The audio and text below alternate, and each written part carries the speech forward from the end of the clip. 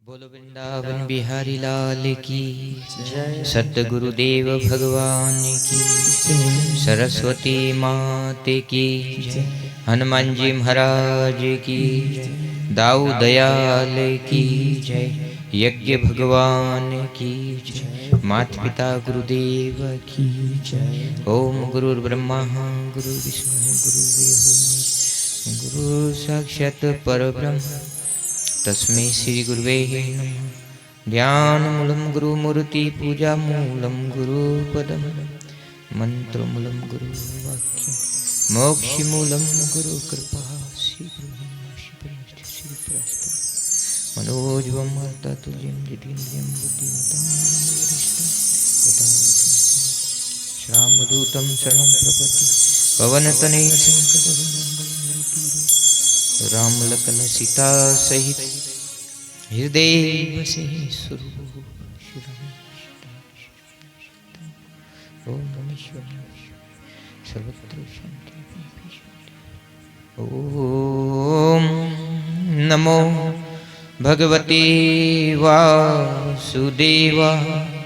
ओम नमो भगवते वासुदेवाय।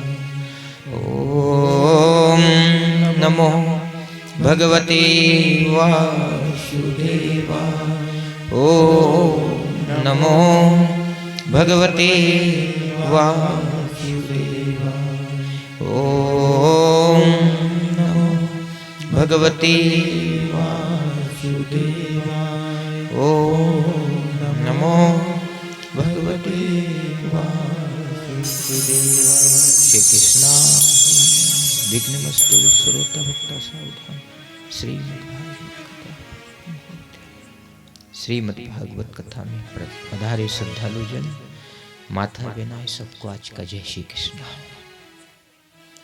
श्रीमद् भागवत की कथा आप रोज सुन रहे हैं और आज भी भागवत कथा का शुभारंभ और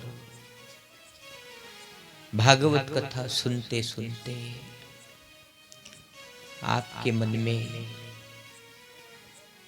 एक प्रबल भावना, प्रबल इच्छा जागेगी और उससे फिर आप परमात्मा का भजन करना प्रारंभ कर दोगे, क्योंकि उसे सुन करके, उसको देख करके आपका मन उसे एक न एक दिन स्वीकार कर लेगा कि परमात्मा सत्य है और परमात्मा का हमें भजन करना चाहिए।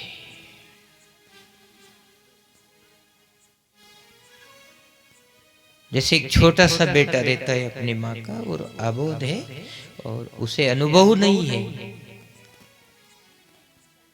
धीरे धीरे वो पहचानने लग जाता है कि ये मेरे पिताजी है, ये मेरी माँ है, ये मेरे अपने हैं। ऐसे कैसे ही मन भी धीरे धीरे ऐसी सोबत में आकर के और वो फिर ईश्वर को और ईश्वर के मार्ग पे चलने वाले को पहचान लेता है। और पहचान करने के बाद में वो फिर एक निर्भय हो जाता है कि वो मेरा है और मेरा है तो मैं फिर उसका भजन करूं।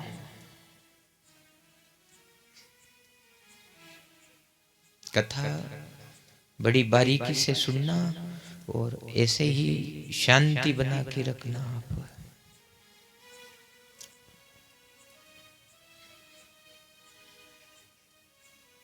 श्रीमद् भागवत में उन महामनीषियों ने जो प्रहलाद का जो प्रसंग सुनाया और प्रहलाद की जो कथा सुनी, सप्तम स्कंद में तो सब स्थिर हो गए। सबके मन में जिज्ञासा पैदा हुई कि हमें परमात्मा का भजन कर लेना चाहिए। क्यों कि एक छोटा सा बेटा यदि ईश्वर को जानता है, समझता है और वो उसके रास्ते पे लग गया तो फिर भगवान ने उसके जीवन में कहीं भी कोई कमी नहीं छोड़ी। थोड़ा सा विश्वास करना आप इस कथा के ऊपर। क्यों कि प्रारंभ में आज आपको प्रहलाद की कथा सुनने को मिली भागवत में, क्योंकि कल अपन ने छठे स्कंद की कथा करके और विराम दिया था।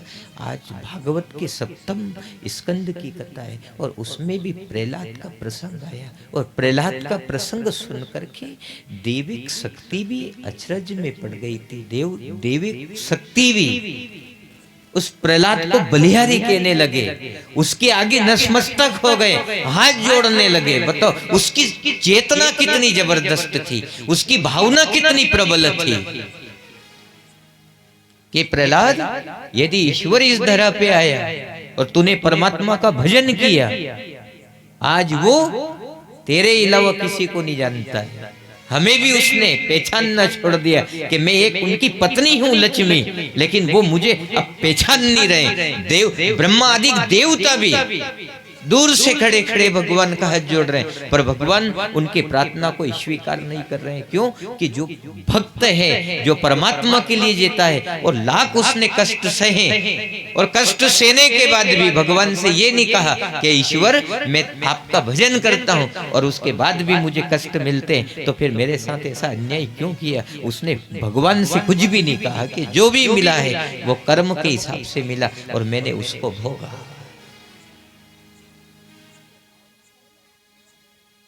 नारद जी भी आए और नारद जी ने भी आकर के कहा कि प्रहलाद आपकी भक्ति को वंदन है। क्यों कि आपने ऐसी क्रांति मचाई परमात्मा के लिए, परमात्मा की भक्ति के नाने कि युगों युगों तक लोग उस परमात्मा की भक्ति का दीदार करेंगे, भजन करेंगे और परमात्मा को नहीं छोड़ेंगे।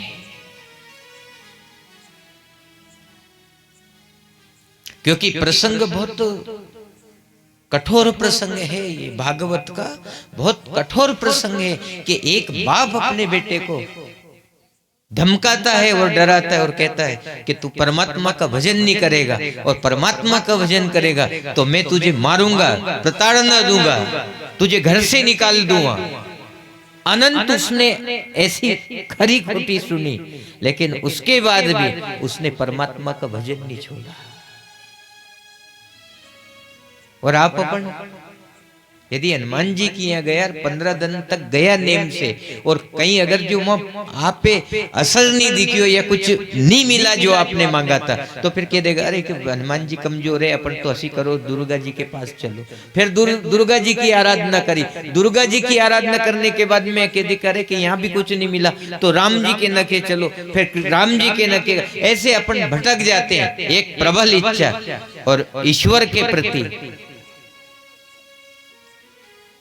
एक स्थायी आपका वो मार्ग हो जाए, उसमें ही अपना भला है। आप इधर उधर बिखरो मती, इसलिए कहा कि एक साधे सब सदे और सब सदे सब जाए। इसलिए एक साधना आप करो और देवी देवताओं में आस्था करो तो एक ही में कर लेना, जगह जगह मत भटकना। और लोग बाग क्या करते हैं कि जगह जगह भागते रहते, दौड़ते रहते। अब इन्हें तो अपन ने सही तरह से पूजे ही नहीं, तो फिर दूसरा कहां से अपन अच्छा पूज लांगा बताओ। इसलिए निष्ठा उस एक ब्रह्म के ऊपर होना चाहिए और उसी को भजो। फिर अपनो मन भटकेगो नहीं, अनग उनग जाएंगा अपन।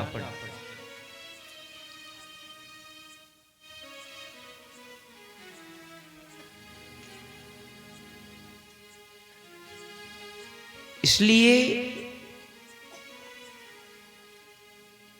जितने भी जो देवी देवता है वो सब शक्तिशाली है।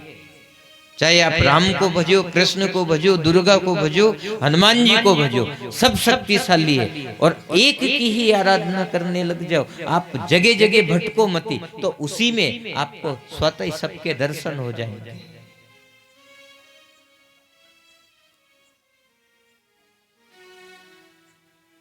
तो हमें भटकना नहीं है और परमात्मा का भजन करना। प्रहलाद ने भी अपने पिताजी को यही कहा था कि पिताजी आप भटको मती, आप अपने स्वरूप में यदि ईश्वर को देखते हो तो उसी में आप ईश्वर को भज लो, लेकिन अपने आप को आप कह दो कि मैं ईश्वर हूं, ये गलत है। क्योंकि ईश्वर अंश जीवा विनाशी, उससे अलग रह करके आप परमात्मा का, आप अपने आप में आप परमात्मा को मत मानो कि मैं स्वयं परमात्मा हूं। क्योंकि ये शरीर परमात्मा नहीं हो सकता है, वो जो आपके अंदर जो बैठा है वो जरूर हो सके परमात्मा। इसलिए आप उस परमात्मा का भजन करो कि नहीं मैं ही परमात्मा हूँ। जब उसके अंदर देह अभिमान आ गया, और जो देह अभिमान में जीता है वो नाश्वरता में जीता है। साहब देह अभिमान शाश्वत सत्य है क्या? ये तो नाश्वर है ना, और नाश्वर है तो शाश्वत क्या है? जो अंदर बैठा है वो शाश्वत सत्य है। और जिस दिन ये अंदर बैठा अपने शरीर से निकल जाएगा, उसके बाद में कोई कहेगा कि भूख लगी कहीं खागा, वो बताओ आप पानी पिएगा, अपना हाथ स्वयं उठा के नहीं रखेगा। जिस दिन ये चैतन्य अपने अंदर से निकल जाएगा, तो पिताजी आप फालतू में है ना इस शरीर के चक्कर में मत पड़ो, है ना, शरीर बनाने वाला के चक्कर में पड़ो कि जिसने शरीर बनाया। और अपन देह अभिमान में जीते हैं, और जब तक ये देह अभिमान नहीं छूटेगा, जब तक अपन परमात्मा में स्थिर नहीं होंगे, और स्थिर नहीं होंगे तो फिर अपन परमात्मा की भक्ति नहीं कर पाएंगे।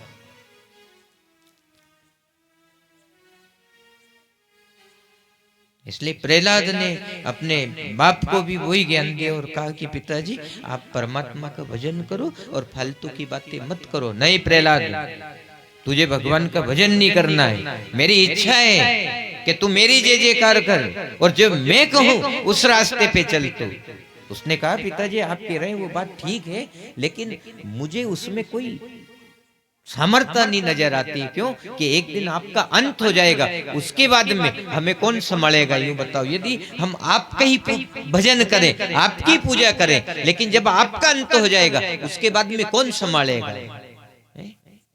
तो प्रहलाद के पिता ने कहा कि तेरा ईश्वर अब भी है क्या? तेरा ईश्वर है इस दुनिया में? प्रहलाद ने कहा कि ईश्वर सर्वत्र है, ना तो वो कहीं जाता है और ना कहीं आता है, वो आज भी विद्यमान है। तो उसके पिताजी ने उसको देखने की जिज्ञासा पैदा करी कि कहां है तेरा भगवान?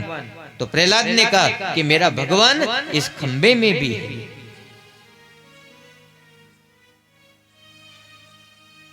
देखो, एक ऐसी एक स्थायी अगर जो आपकी एक आस्था होगी भगवान के ऊपर कि भगवान है, खंबे में भी अगर जो अंकित कर दिया उस प्रहलाद ने कि इस खंबे में भी मेरा परमात्मा है, तो फिर परमात्मा को वहां से प्रकट होना पड़ा। तो फिर सर आपके अंदर भगवान प्रकट नहीं हो सकता है क्या? बताओ, आपके अंदर भी तो है भगवान। राम जी के दरबार में बैठ करके है ना, राम जी अच्छी अच्छी मणियों से जड़ी माला दे रहे थे, मोतियों से जड़ी माला दे रहे थे, और सब खुशी खुशी ले रहे थे। हनुमान जी को भी एक माला दी और कहा कि ले हनुमान, तू ये अनमोल रतन से, अनमोल रति मणियों से जड़ी हुई माला है, तू इसको धारण कर ले। और वो माला लेकर के उसको देख रहा था और एक एक मनके को फोड़ फोड़ करके फेंक रहा था। लोगों ने कहा अरे यार ये बंदर तो बंदर ही होता है, इसको अच्छी माला दी, कीमती माला दी, और फिर भी ये उसकी कीमत नहीं कर रहा है और मन के फोड़ फोड़ के देख रहा है। ये देख क्या रहा है? लोगों ने पूछी तो कि आप इस अनमोल माला के मनके को तोड़ तोड़ के क्यों फेंक रहे हैं? तो उन्होंने कहा कि मैं इसलिए इनको फोड़ फोड़ के देख रहा हूं कि इसमें राम भी है कि नहीं है। तो किसी ने कह दिया कि हनुमान जी इसमें राम नहीं है, तो क्या तुम्हारे अंदर भी राम है? तुम्हारे अंदर राम है? हनुमान जी से कहा। तो उन्होंने कहा कि हाँ मेरे अंदर राम है, और अपना सीना चीर के दिखा दिया और वहां राम सीता का दर्शन हुआ। तो ऐसी अगर जो आपकी स्थायी अगर जो आस्था होगी और उस एक ईश्वर में आस्था होगी, तो वो ईश्वर आपको भटकने नहीं देगा। और फिर वो समूचे एक ही है, ओमकार के मध्य ये तीनों एक, और अपन उन्हें अलग अलग समझते हैं, अलग अलग समझते हैं, है एक ही वो। इसलिए भगवान को अलग अलग मत समझो, जिसका जहां मन लगे वहां मन लगा लो, भटको मती, और भटकोगे तो अपन परमात्मा को प्राप्त नहीं कर पाएंगे। इसलिए प्रहलाद ने अपने पिता को कहा कि इस खंबे में भी भगवान है, खंबे में भगवान है, आज तेरा भगवान भी नहीं रहेगा और तू भी नहीं रहेगा। वो तलवार लेके आया और खंबे में आकर के उस खड़क की चोट मारी, और वहां से नरसिंह भगवान प्रकट हो गए, और नरसिंह भगवान को देख करके वो बेहाल हो गया और धरती पर गिर पड़ा। वो देख भी नहीं सका उसको, देखने के लिए भी कहीं ना कहीं साधना, कहीं ना कहीं शक्ति चाहिए, याद रखना। भगवान ऐसे नहीं दिखता है, नहीं तो उसको देखने के लिए भी सामर्थ्य चाहिए, चाहिए कि नहीं। प्रहलाद हाथ जोड़ के खड़ा है और भगवान प्रकट हो गए और ऐसा विचित्र स्वरूप बनाया उन परमात्मा ने। नरसिंह भगवान का प्रगट्य, नरसिंह भगवान प्रगट हुए, ना पूरे नर थे और ना पूरे पशु। नरसिंह, आधे नर और आधे सिंह, नरसिंह भगवान। बड़ा तेजोमय स्वरूप और विकराल बड़ी बड़ी डाले और सबको डराने वाला स्वरूप था। दसों दिशाएं डर गई। मैंने जो पहले बोला था, देवादि देव भी, जितने भी देवता थे, सब डर करके और एक कोने में धोखड़ी के ऐसा नहीं हो रहे कि इनका प्रकोप अपने ऊपर चल बसे। सब डर करके और छुप गए, कोई नखे नहीं आवे। प्रहलाद से प्रार्थना करी कि आप प्रभु इनको सांत्वना दो और इनको शांत करने के लिए आप हाथ जोड़ करके आगे जाओगे तो ये परमपिता आपकी बात मान लेंगे, नहीं तो ये दसों दिशा जल करके राख हो जाएगा। इतना प्रभावशाली उनका स्वरूप था और सभी देवता हाथ जोड़ के खड़े हैं, भगवान के पास कोई नहीं आया। क्यों? कि भगवान ने, रोज आप कथा सुनते हो, परमात्मा कहता है कि मैंने इस सृष्टि का यदि निर्माण किया तो मैंने धर्मात्माओं के लिए किया है, भजन के लिए किया है, मैंने अन्याय के लिए नहीं बनाई ये सृष्टि। क्या आप अनर्गल बातें करना, अपराध करना, गाली गलौज करना, मनमानी करना इसलिए नहीं बनाई है। इसलिए भगवान को उस समय गुस्सा और क्रोध आया था कि इसको मैंने अच्छा खासा राजा बनाया, इसको पद और प्रतिष्ठा दी, उसके बाद भी इसने गलत उपयोग किया और मैं ये सहन नहीं करता हूं, इसलिए भगवान को क्रोध आया था। और फिर भगवान है ना, जब ऐसी स्थिति जब जीव की होती है ना तो वो फिर दया नहीं करता है, वो क्रोध करता है और उस क्रोध में फिर उस जीव के साथ में जो भी अनिष्ट होता है फिर जीव को स्वयं भुगतना पड़ता है, स्वयं भुगतना पड़ता है।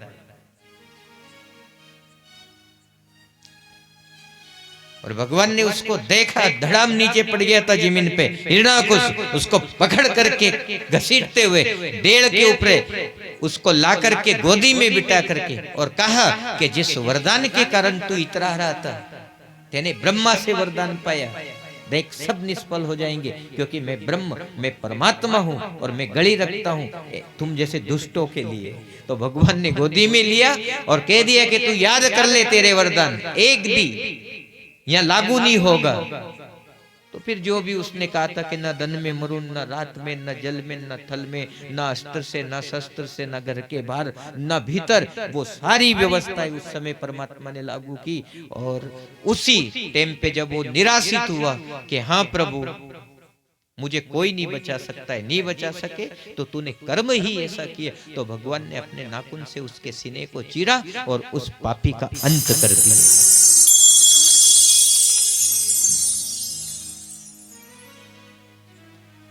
इसलिए फिर प्रहलाद ने सब जगत के लोगों को संदेश दिया कि आप ईश्वर के साथ रहना सीखो, ईश्वर से दूर मत रहो। ईश्वर के पास रहोगे, ईश्वर के साथ रहोगे तो ईश्वर आपकी मदद कर देगा। और जब ईश्वर मदद करता है तो फिर दुनिया की कोई भी साथ नहीं, दुनिया आपका कुछ भी नहीं बिगाड़ सकती। चाहे भले दुनिया आपका कितना ही भी बुरा करने की सोचेगी, सामने वाले का ही बुरा होता है। ये भागवत का संदेश है। मन में किसी के बारे में बुरा विचार करो भी मत, बुरा करने की तो दूर की बात है, पर बुरे विचार भी मत करो। वो बुरे विचार भी आपको ही आकर के दंडित करेंगे। क्यों? कि दूसरे का बुरा करोगे तो वो परमात्मा स्वयं आपका बुरा करेगा। इसलिए विचार भी मत करो कि मैं इसका ऐसा कर दूं, इसका ऐसा कर दूं, उसका ऐसा हो जाए, वो हो जाए। आप तो स्वयं शुद्ध रहो, निर्मल रहो। और अपन हनुमान जी की यहाँ बैठ के कथा सुन रहे तो हनुमान जी भी यही कहे नहीं कि निर्मल मन जन सोई मोए और मोए कपट छल छिद्र ना भाव। आप निर्मल मन से ईश्वर के संसार में विचरण करो। और घर भी तो ईश्वर का ही मंदिर है, याद रखना। क्यों? कि वहां भी तो ये मानव अवतार रहता है, अपन मानव के अवतार है कि नहीं।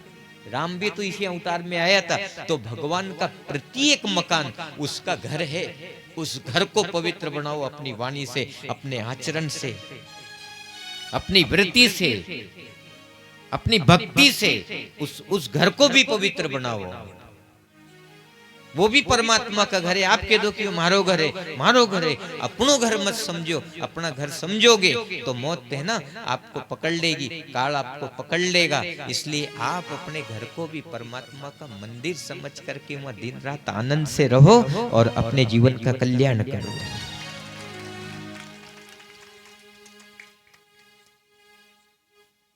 देखो हनुमान जी लंका में गया था, आपको याद है?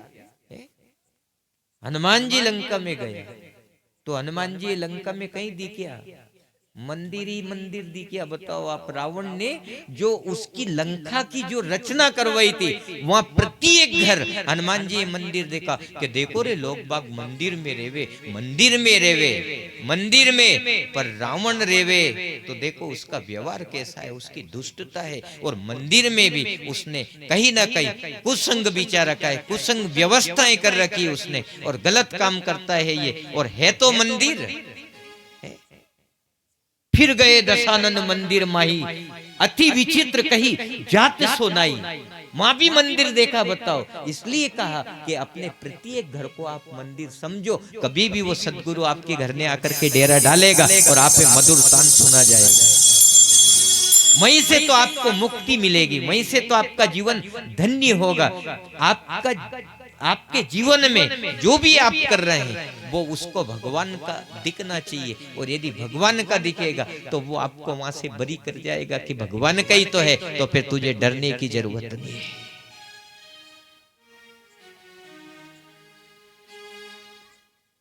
तो ये भगवान का संसार है, भगवान की व्यवस्था है। और ये हमें भगवान का बन करके और भगवान का बना करके चलना है। ना तो अपने किसी का बनना है और ना ये व्यवस्था किसी की बताना है। केवल सिर्फ केवल परमात्मा की व्यवस्था बताओ, काफी सुख मिलेगा और अच्छा लगेगा। और उसमें फिर कई विपत्तियों का नाश हो जाता है। राजन सुखदेव मुनि कहते हैं कि कई विपत्तियों का नाश हो जाता है यदि आपने भगवान की व्यवस्था स्वीकार कर ली कि ये भगवान का है। और कहा भी कि 4 दिन की चांदनी और फिर अंधेरी रात। फिर अंधेरी रात में कैसे जीवोगे आप बताओ? आज तो उजालो है नहीं, जो उजाला में आनंद है। और फिर आप कह दोगे कि नहीं कि 7 तारीख के दिन भी ये सब गुब्बारा लटकता रहे, ये सब बल्ब लगे रहे, उजालो रे, तो फिर 7 तारीख के दिन यात्रो उजालो थोड़ो मिलेगो। याद रखजो आप, वो तो समय आता है, कृपा होती है उस परमात्मा की। तो समय रहते हुए आप उस परमात्मा को स्वीकार कर लो तो फिर जीवन में कभी अंधेरा नहीं आएगा। वो ज्योत अखंड जलती रहेगी, फिर अखंड जलेगी।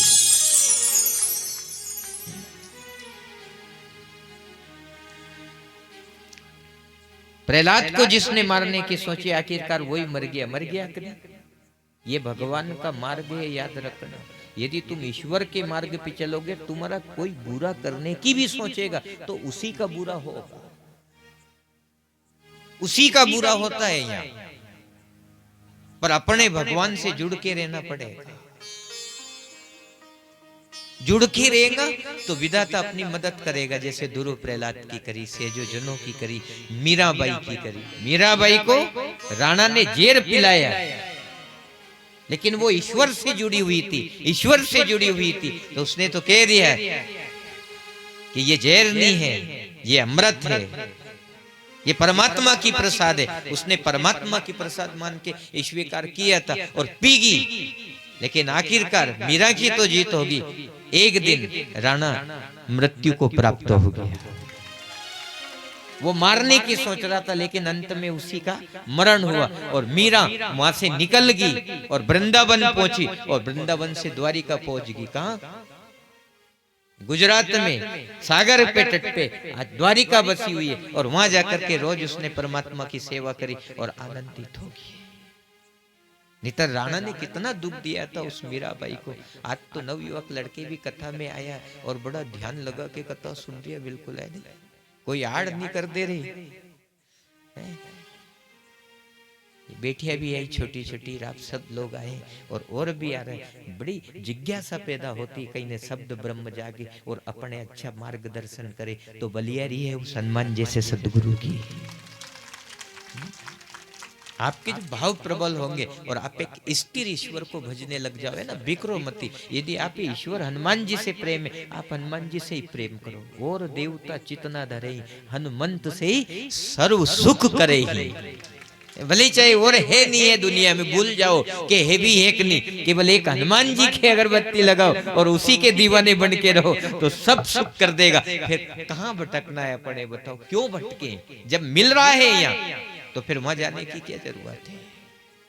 कहीं भी आप आस्था पैदा कर लो और कहीं भी आप स्थिर हो जाओ और उसको भजते रहो। और हनुमान चालीसा आपको अच्छी लगे तो आप उसको धारण करना और उसको पढ़ते रहना। जब भी आपको अच्छा लगे, शनिवार मंगलवार स्नान करके रोज जैसा भी समय मिले आप हनुमान चालीसा का पाठ करो। छोटी सी है, 2, 5, 10 मिनट में पूरी हो जावे और बस पूरा काम हो जावे। बड़ी शक्तियां हैं साहब उसमें, बड़ी सिद्धियां छिपी हुई है हनुमान चालीसा में। आप अपन उसको धारण करेंगे तो बड़ा आनंद आएगा। हनुमान जी तो जैसे ही लंका में प्रवेश करे तो प्रवेश नगर कीजिए सब काजा, हृदय राख कौशलपुर राजा। करो आप ये आराधना करो, साधना करो, वो परमात्मा सब देगा और देगा, आपको निहाल कर देगा। कहीं भटकने की जरूरत नहीं है। मीराबाई को राणा ने धक्का दिया और कह दिया निकल जाए यहाँ से, तू ईश्वर का भजन करती है।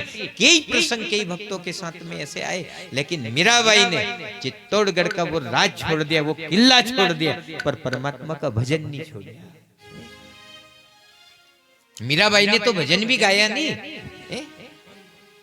मारी वृंदावन ससुराल संभाल राणा तेरी नगरी, मारी वृंदावन ससुराल संभाल राणा तेरी नगरी, मारी वृंदावन ससुराल हमारी वृंदावन ससुराल संभाल राणा तेरी नगरी, तेरी नगरी रे राणा तेरी नगरी, तेरी नगरी रे राणा तेरी नगरी,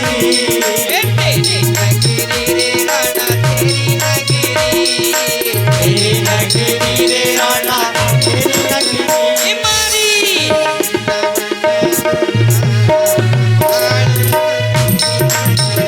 हमारी वृंदावन ससुराल संभाल राणा तेरी नगरी, मारी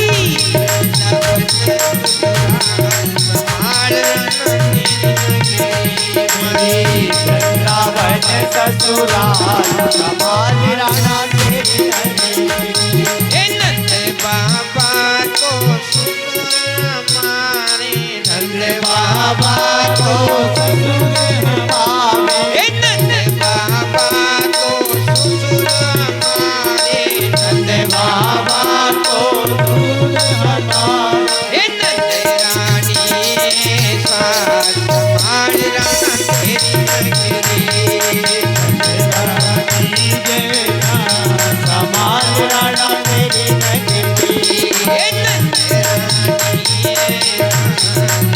अरे नंद रानी भाई साथ संभाल राणा तेरी नगरी, मारी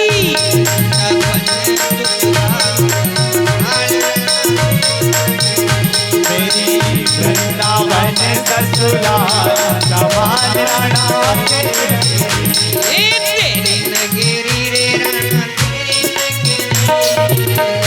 नगरी रे राणा तेरी नगरी, तेरी नगरी रे राणा तेरी नगरी, तेरी नगरी रे राणा तेरी नगरी, मारी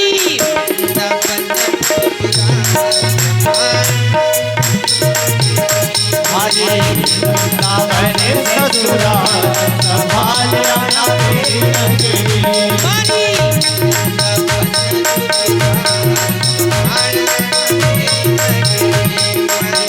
वृंदावन ससुराल संभाल राणा तेरी नगरी, बल देव तो जे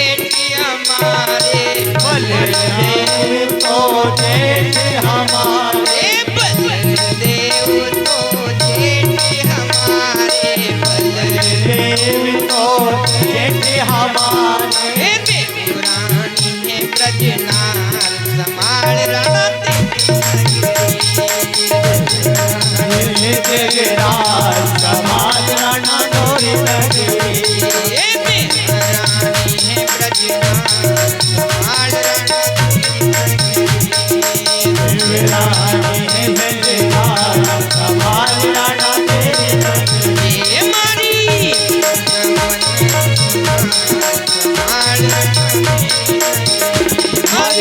वृंदावन ससुराल संभाल राणा तेरी नगरी। ये मारी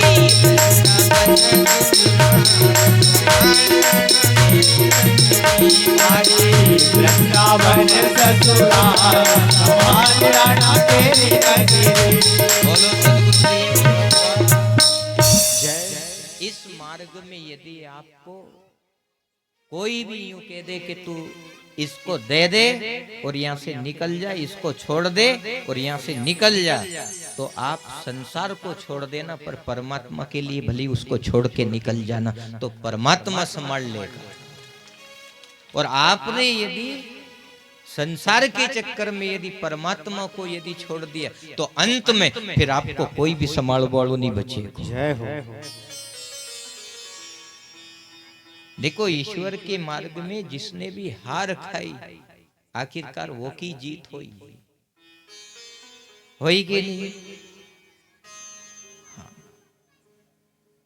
परमात्मा के मार्ग में हार खाना बहुत जरूरी। प्रहलाद ने हार ही तो खाई कि पिताजी आप मुझे दुख देते और आप मुझे परमात्मा का भजन नहीं करने देते, तो मेरी क्या गलती है उसमें। और आप कहते हो कि नहीं वो परमात्मा मेरा बेरी है, दुष्ट है, तो परमात्मा कभी किसी का बेरी हो ही नहीं सकता है, कभी बेरी नहीं हो सकता है। और आप जो कह रहे हैं वो मैं मानने के लिए तैयार नहीं है। आप गलत ज्ञान दे रहे हैं ना। मैं तेरा बाप हूं, तू मेरी बात नहीं माने। हाँ, बाप मानना मेरा धर्म है, लेकिन बात मानना मेरा धर्म नहीं है। मैं आपके धोख दूं, आपका पग में धोख दूं, आपकी सेवा करूं, पर ईश्वर का भजन करूं तो आप में गलत क्यों लगो, बुरा क्यों लगो। आपके दो तो लो आपका राज छोड़ दूं, एक कोने में जाके बैठ जाऊं, फिर तो मुझे आप भजन कर लेने दो। क्या नहीं, मां भी मेरा राज है, वो जमीन का टुकड़ा भी मेरा है, मैं तुझे मां भी चैन से नहीं बैठने दूंगा। तो ऐसा ऐसा लोगों ने आतंक मचाया और उन लोगों ने जब दुखी किया तो फिर परमात्मा ने उन लोगों को समेट भी दिया। इसलिए मृत्यु से डरना और परमात्मा से डरना कि यदि हम अन्याय के रास्ते पे चलेंगे तो ये जीवन वो परमात्मा छुड़ा लेगा, जबरन छुड़ा लेगा, जबरन छुड़ा लेगा। और ये जितने भी जो पीछे हैं तुम्हारे, ये सब रोगा, ये सब रोएंगे फिर तुम्हें, क्यों कि तुम्हारे किए हुए कर्म के कारण फिर इन लोगों को भी रोना पड़ेगा। इसलिए गलत काम मत करना, हो सके तो अच्छा करना। महाभारत में आपको याद होगा जिन जिन लोगों ने गलत किया था सबको छुड़ा लिया परमात्मा ने एक एक करके। अरे कि ये नौजवान जा रहे थे, इनको कोई बचाओ बचाओ, नौजवान मर रहे हैं बचाओ। पर क्या करे कि या तो किसी ने गलत सोबत करी, या किसी ने किसी गलत का साथ किया, या किसी ने गलत किया, सब नष्ट हो गए। इसलिए गलत करे उसकी सोबत भी मत करो। हाँ, कोई अगर जो किसी की बुराई कर रही तो वहां से उठ के चल दो कि ये अपने भी डुबा देगी, रे डूबेगी तो है पर ये अपने भी नष्ट कर देगी।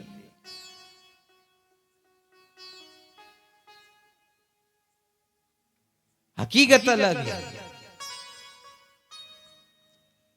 तो आप जितने भी युवा लड़के आज कथा सुन रहे हो, संभल के चलना। इस दुनिया की चकाचौंध मिलने में भले थोड़ी देरी लग जाएगी, आप संघर्ष कर लेना, पर ईमानदारी से आगे बढ़ना। और जो ईमानदारी से चकाचौंध में जाता है उसके जीवन में कभी भी वो सूर्य अस्त नहीं होता है। वो अखंड उसको है ना स्थिर रखता है। क्यों? कि शाश्वत शक्ति फिर आपका दीदार करेगी, आपका साथ करेगी, और वो अन्यायी आपसे कई कोसों दूर रहेगा। फिर मां चलने में जो आपको आनंद की अनुभूति होगी, इन जगत के लोगों को थोड़ी होगी। ए रसुना स्वाद शंकर जाने, के जाने सुख जोगी।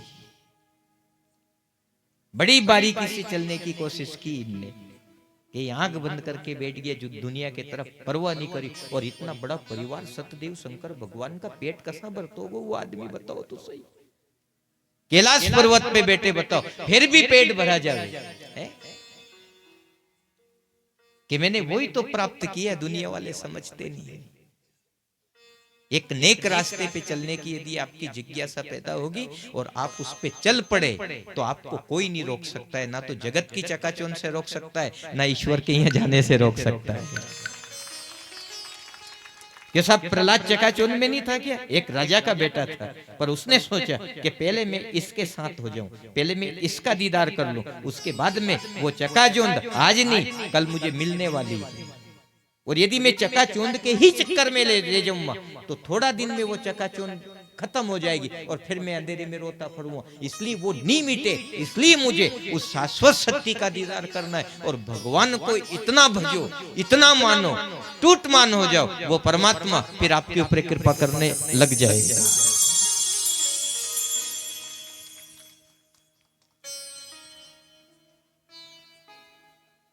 जैसे प्रहलाद और दुरु बढ़े, ऐसे आप आगे बढ़ो। परमात्मा अपनी बाट जोरिया, परमात्मा अपनी बाट जोरिया है। ऐसे आगे बढ़ो आप परमात्मा के लिए। और देखो भी आप सब अब दौड़ दौड़ के आए और कथा सुन रही, ये वही तो विश्वास है। और कहीं है कि चलो कथा सुनेंगे, ईश्वर की प्राप्ति होगी, ईश्वर बस यहीं से फिर आपका मार्गदर्शन हो गया और आप इस रास्ते पे चलते रहना हमेशा। यही जीवन का उत्थान है और यही जीवन का आनंद है। और अगर जो ये छूट गया, तो आप कभी कभी शाम को इधर पश्चिम की दिशा को देखना, जब जैसे ही सूर्य अस्त होता है काली मां छा जाती है। और वो समय ऐसा रहता है कि उसमें मन को थोड़ी देर के लिए एक दिन उदासी आती है, उदासी। और वो जो उदासी है वो आपको दुख दे जाती है थोड़ी, कि क्या करेंगे जब जीवन अस्त होगा और इस संसार से मैं विदाई लूंगी, उसके बाद में क्या बचेगा, अंधकार हो जाएगा। इसलिए मुझे उस शाश्वत सत्य को साथ करके और परमात्मा का भजन कर लेना चाहिए।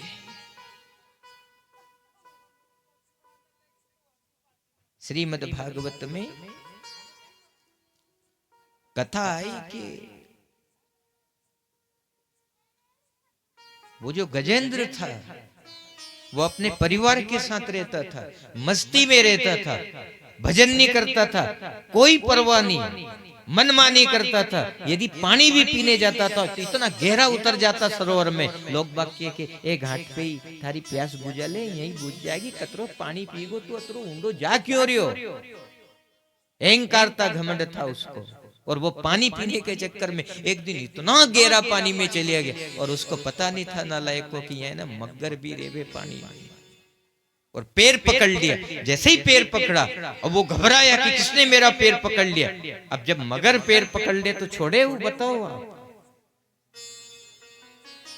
एक तो काल और एक मगर, इस लोक में काल की संज्ञा दी है दोनों को, सांप को और मगर को।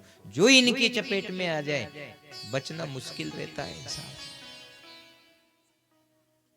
बहुत मुश्किल है बचना। अब पैर पकड़ा उस मगर ने, खींचता खींचता बहुत गहरे पानी में ले गया। उसको विश्वास था कि मैं इतना बड़ा हूं, मैं ताकतवर हूं, मैं इससे छूट जाऊंगा, चाहे भले कैसी भी ताकतवर हो। जब काल पकड़ता है तो वहां किसी की नहीं चलती है साहब। खींच करके पानी में ले गया और वो पूरा डूब गया, सूंड बची। फिर उसने उसके घर वालों को पुकारा कि तुम मुझे बचा लो, पर एक भी नहीं आया। अरे एक भी नहीं आया, सब तमाशा देख रहा तक बे सब डूबेगा पिताजी हो, अब डूबेगा हो, अब डूबेगा। और उसकी निराशा दम तोड़ती गई और निराशित हो गया। पूरी सूंड और तिल बराबर बची, इतना निराशित हो गया। फिर उसने दुनिया को छोड़ करके मालिक को याद किया कि हे विधाता तू मेरी मदद करना। तो परमात्मा तो आते ही है। फिर कोई नहीं आता है। जब कौन आता है? परमात्मा आता है। तो अपन सब दुखी तो रहते हैं दुनिया में और सब फंसे पड़े हैं, कोई कैसे कोई कैसे कोई कैसे। और अपने परमात्मा को उस छोटी सी जगह में रह के भगवान ने याद करना है। और जो भगवान को याद करता है भगवान उसकी मदद करता है। ये गुरुवाणी हमें जगाती है। आ रही नहीं कथा समझ में? तो हाँ आ रही कथा, हाथ ऊंचे कर।